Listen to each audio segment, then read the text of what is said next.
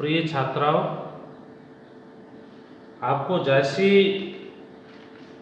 जो सूफी प्रेमाख्यान काव्यधारा के प्रमुख कवि थे, मसनवी शैली में इन्होंने अपने काव्य की रचना की है।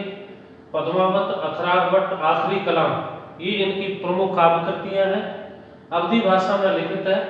और जितने भी सूफी कवि थे, उन्होंने पुरुष को आत्मा का, स्त्री को परमात्मा का प्रतीक माना है। और रतन सेन पद्मावत में आत्मा का प्रतीक है, पद्मावती परमात्मा का प्रतीक है। और पद्मावत जायसी का एक महाकाव्यों की श्रेणी में है, अवधी भाषा में लिखित है।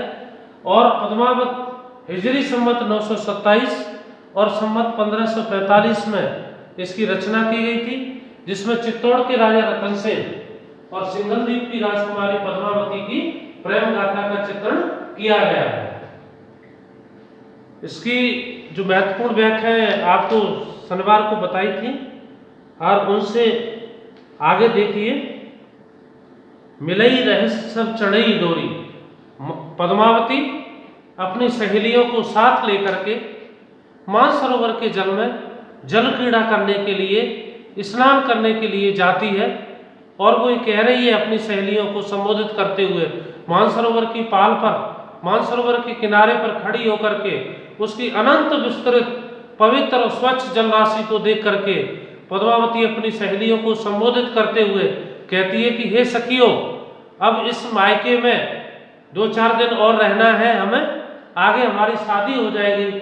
और जब हम न तो शादी होने के बाद न तो एक साथ हम मायके में आना संभव होगा, और न फिर जब एक साथ हम आ नहीं पाएंगे, एक साथ मिलेंगे नहीं, तो न ही एक साथ हम स्नान करने के लिए मौका मिलेगा। क्यों? क्योंकि अब उनकी शादी की बात उनके घर में चलने लगी है, और वो कह रही है कि फिर तो ससुराल में पति और ससुराल के लोगों की बात हमें माननी पड़ेगी, और उन्हीं के अनुसार सुख और दुख में जीवन निर्वाह करना पड़ेगा। आगे की पंक्तियों में, आगे के पद में जायसी उस मानसरोवर का सौंदर्य का चित्रण करते हुए कहते हैं, मिलई रहस्य सब चढ़ई इंडोरी, सब सखियां पद्मावती और उसकी सभी सहेलियां मिलकर के हिंडोरी झूला झूलती हैं। मानसरोवर के किनारे पर जो पेड़ हैं उनमें झूला डाल के वो हिंडोला झूल रही हैं, झूला झूलती हैं। झूल ले सुख बारी भोरी, और सभी भोली भाली, क्यों भोली भाली क्यों कहा है? क्योंकि उम्र से किशोरावस्था की थी, लेकिन शरीर का जो गठन था, शरीर की जो बनावट थी, उससे पद्मावती और उसकी सहेलियां युवावस्था की ओर लगती थी, युवावस्था से परिपूर्ण लगती थी। यानी युवावस्था के लक्षण, विशेषताएं उनमें दिखाई देने लगी थी। उनके शरीर के अंग प्रत्यंग का विकसित होने लग गया था। इसीलिए वो कह रहे हैं कि झूल ले सुख बारी भोरी, आज जी भर करके तुम सुख, यानी जी भर के उस मानसरोवर के किनारे पर हिंडोला झूल लो, झूला झूल लो। झूल ले नहर जब ताई सखी के लिए। अब कहती है हे सखियों, पद्मावती कहती है जितना भी जी भर के आज हम नहर में हैं, नहर मीन्स मायके में है, पिता के घर है, तो जो भी आप झूला झूलना चाहती हो आज जी भर कर झूल ले हो। फिर नहीं झूलन दे साईं, और फिर शादी हो जाएगी। साईं मीन्स प्रियतम, उनका पति उनको झूला नहीं झूलने देगा। इसीलिए पद्मावती और उसकी सहेलियां आज जी भर करके अब उनके मन की जो भी इच्छा है उन सभी इच्छाओं को पूर्ण करना चाहती हैं। पुण्य सासुर ले राघव तहाँ, पुण्य सासर, शादी होने के बाद, विवाह होने के बाद सासर, फिर तो ससुराल में रहना पड़ेगा, ससुराल के लोगों की बातों को मानना पड़ेगा, उनकी आज्ञा का पालन करना पड़ेगा। नहर चाह न पाऊ जहां, नहर में फिर मायके में आना हमारे हाथ में या हमारे बस में नहीं होगा। मायके में आना, नहर में आना ससुराल वाले लोगों की मर्जी के ऊपर आश्रित रहेगा। कहती है धूप कहाँ ये छा, पद्मावती कहती है कहाँ तो इस धूप में हमें खेलने के लिए मिल रहा है, इस पेड़ के नीचे हम झूला झूल रही हैं। शादी होने के बाद ये सब हमारे भाग्य में या हमारे नसीब में नहीं रहेंगे। कौन रह सकी बिन मंदिर मां, हे सखी फिर जब एक साथ हम मिल नहीं पाएंगे, और जब मिलेंगी नहीं तो एक साथ जी भर के खेल कैसे खेलेंगी। गुण पूछें और लाए दोखू, और ससुराल में तो हमारे गुणों की पूजा होगी। अगर आपने अपने गुणों से अपने ससुराल के लोगों को आकर्षित कर लिया, प्रभावित कर लिया, तो आपके नाम की यश होगा, आपकी जय जयकार होगी, लोग आपकी बात का महत्व करेंगे। नहीं लाए दोखू, अगर आपने अपने मन से अपने कर्मों से उनका विश्वास नहीं जीता तो आप में तमाम तरह के दोखू, दोषारोपण, दोष देखेंगे, आप में कमियां ढूंढी जाएंगी। कौन उतर पाओ तह मोखू, फिर आप अपनी इच्छा से कोई काम नहीं कर सकते हो, आपको मुक्ति नहीं मिलेगी। आपको तभी मुक्ति मिलेगी जब आप अपने कर्मों से, अपने संस्कारों से उस ससुराल के लोगों का आप विश्वास जीत लोगे, आप उनके विश्वास पात्र बन जाओ। सास ननद के भौं सिकोरे, शादी होने के बाद, ससुराल में जाने के बाद सास और ननद के कड़वे वचन आपको सुनने के लिए मिलेंगे। अगर सास और ननद ने कोई भी काम करने के लिए कहा, अगर उनकी तुरंत इच्छा पूरी नहीं हुई तो वो अपनी नाक मुंह सिकोड़ेंगी, आपकी माँ बाप को टारगेट करके आपको गालियां दी जाएंगी। रहे संकोच दुबो कर जोरो, और आपको ससुराल में सास ननद, ससुराल के लोगों के आगे दोनों हाथ जोड़ करके खड़ा रहना पड़ेगा। जो कोई भी काम वो बताते हैं, अगर उनका काम तुरंत आपने नहीं किया तो आप में तमाम तरह की कमियां ढूंढी जाएंगी, आप पर दोषारोपण किया जाएगा। इसीलिए पद्मावती अपनी सहेलियों से कहती है, हे सखियों, अब ससुराल में रहना आपके बस में, उन लोगों के बस में है। ससुराल के लोग जैसे आपको रखेंगे वैसे ही आपको रहना पड़ेगा। कितिया रैस जो आउग करना, कितिया फिर किस प्रकार यहाँ मायके में आना हमारे भाग्य में नहीं होगा। ससुरई अंत जन्म दुख भरना, और ससुराल में ही सारा जीवन दुख और कष्ट सुख में व्यतीत करना पड़ेगा।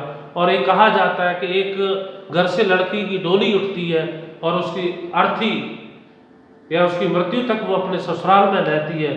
तो यहाँ जायसी ने पद्मावती के माध्यम से इस संदेश, जो एक सच्चा संदेश है, कड़वा सत्य, उसकी ओर इंगित किया है। ससुरई अंत जन्म दुख भरना, फिर तो पूरा जीवन पूरी जिंदगी ससुराल में ही व्यतीत करनी पड़ेगी। अगर ससुराल के लोग दुख से रखेंगे तो दुख में जीवन निर्वाह करना पड़ेगा, सुख और प्रसन्नता के साथ रखेंगे तो प्रसन्नता के साथ जीवन। कित नहर पुन आओ, कित यह ससुरे यह खेल, और पद्मावती सहेलियों को संबोधित करते हुए कहती है, कित नहर, न तो फिर मायके में आना नसीब होगा, पुनः आवो, दोबारा हम एक साथ नहीं आ सकते।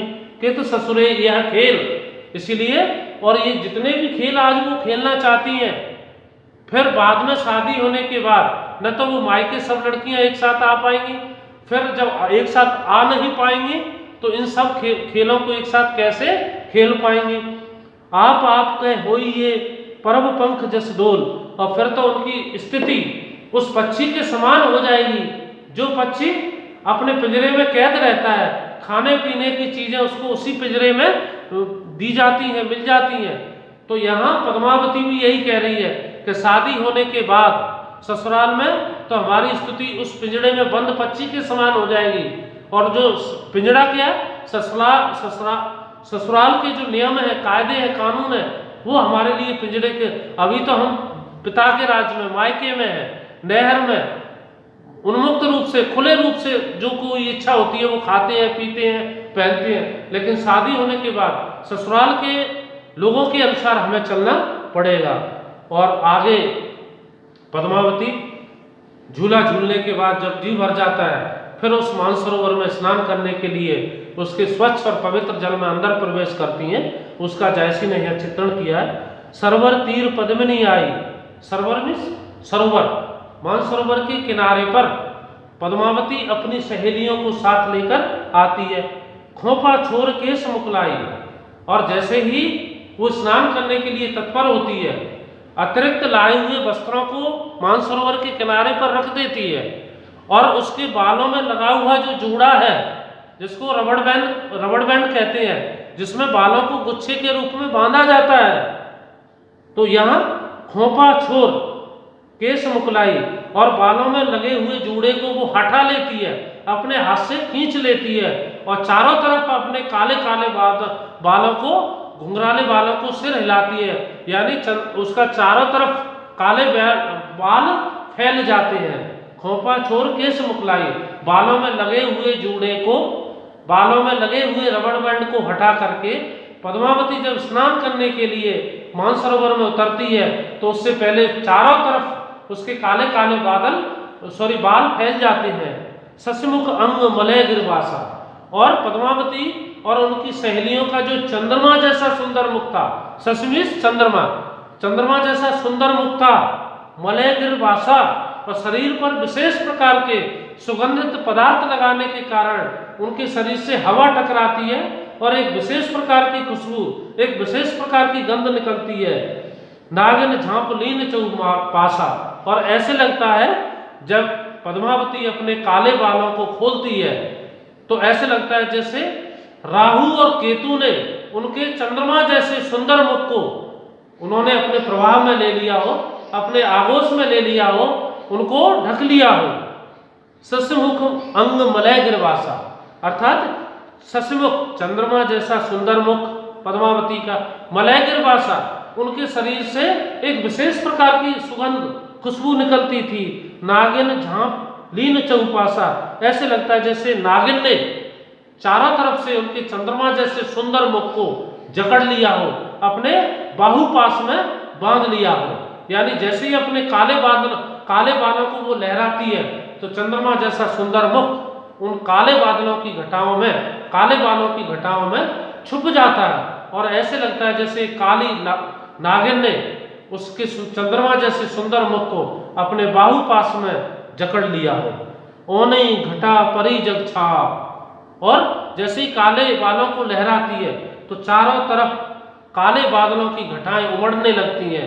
ऐसे लगता है जैसे अभी काले काले बादल पूरे आकाश में दिखाई पड़ते हैं। ससके शरण लीन जन राहा, शशमिष चंद्रमा को, और राहु और केतु चंद्रमा को अपनी शरण में ले लेते हैं। यह आपने सुना होगा जब चंद्र ग्रहण सूर्य ग्रहण होता है, समुद्र मंथन के समय जो अमृत और विष निकला था तो विष राक्षसों को पिलाया गया था और अमृत देवताओं को पिलाया गया था। राहु और केतु दो राक्षस थे, उन्होंने देवताओं का वेश धारण करके जहाँ देवताओं वाली पंक्ति थी वहां बैठ गए और वो चले जाते हैं। लेकिन जैसे ही उनके मुंह में अमृत चला जाता है, चंद्रमा सूर्य को जो देवता है उनको पता लगता है तो उनका कंठ गला दबाकर उनको उस अमृत को बाहर निकाला जाता है। इसलिए कभी जब चंद्र ग्रहण सूर्य ग्रहण होता है तो राहु और केतु चंद्रमा और सूर्य को अपने प्रभाव में, अपने आगोश में, अपने ग्रहण में ले लेते हैं। तो ससके शरण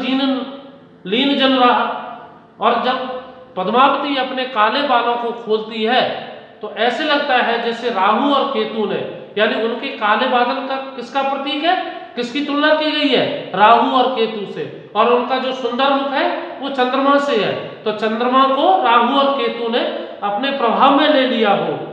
छिपके दिन ही भान के दशा, और काले बालों को देख करके दिन में ही काले बादल आकाश में उमड़ने लगते हैं और दिन है, सूरज का जो प्रकाश है छिप जाता है। भान के दशा, सूर्य का प्रकाश दिखाई नहीं देता है, ऐसे लगता है चारों तरफ काले काले बादल दिखाई दे रहे हो।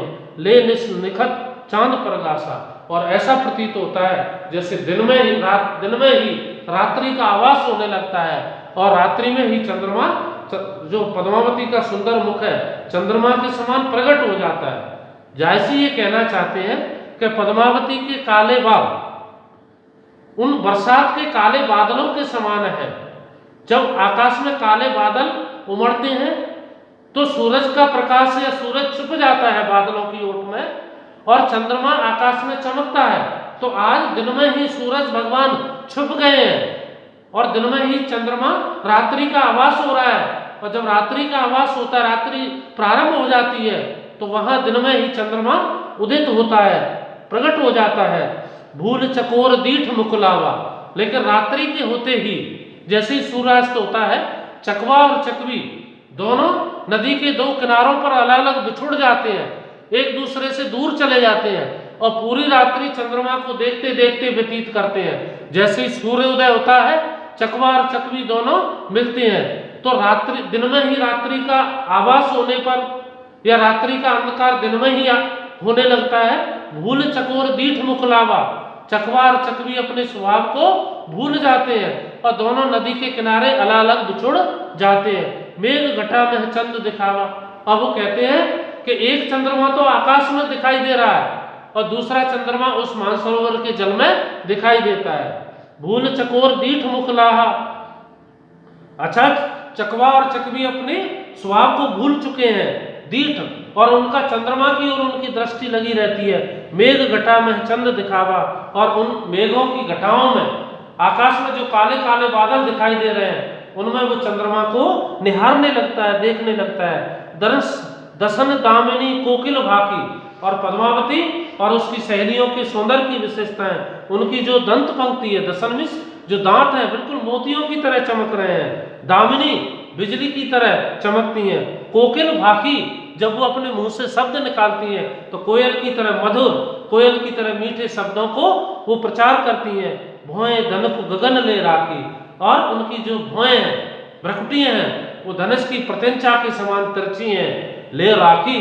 और इस मानसरोवर से लेकर के आकाश तक पद्मावती और उनकी सहेलियों का सौंदर्य ही दिखाई देता है।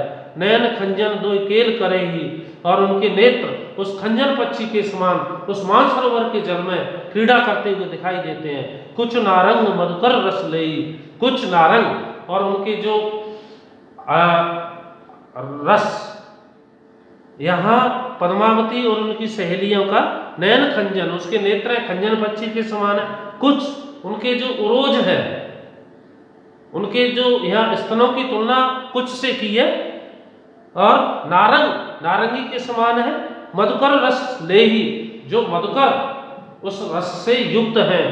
सरवर रूप विमोहा ये हिलोरई रे, मानसरोवर पद्मावती और उनकी सहेलियों के रूप सौंदर्य को देख करके अत्यंत प्रसन्न होता है, प्रफुल्लित होता है, आनंदित हो रहा है। ये हिलोरई ले, उसके हृदय में प्रसन्नता दिन बढ़ती चली जा रही है। वो आज अपने आप को प्रसन्न चित्त, मंत्रमुग्ध आनंदित महसूस कर रहा है।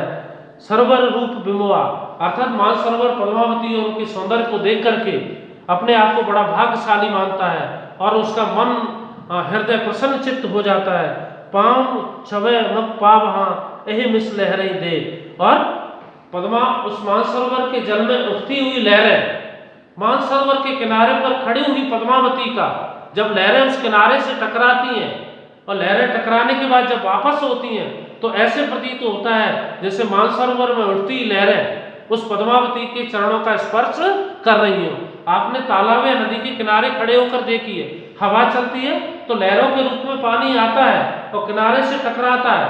तो यहाँ किनारे पर खड़ी हुई पद्मावती को देख करके मानसरोवर अपने आप को बड़ा भाग्यशाली, सौभाग्यशाली मानता है, और मानसरोवर में उठती हुई लहरें ऐसे लग रही है जैसे उस पद्मावती के चरणों का स्पर्श कर रही हो या चरणों की वंदना कर रही है। बहुत बहुत धन्यवाद। सभी छात्रा इस चैनल को सब्सक्राइब जरूर करें, और आप अपनी सहेलियां जिनका नंबर व्हाट्सएप ग्रुप में नहीं जुड़ा उनको भी जोड़ें। बहुत बहुत धन्यवाद।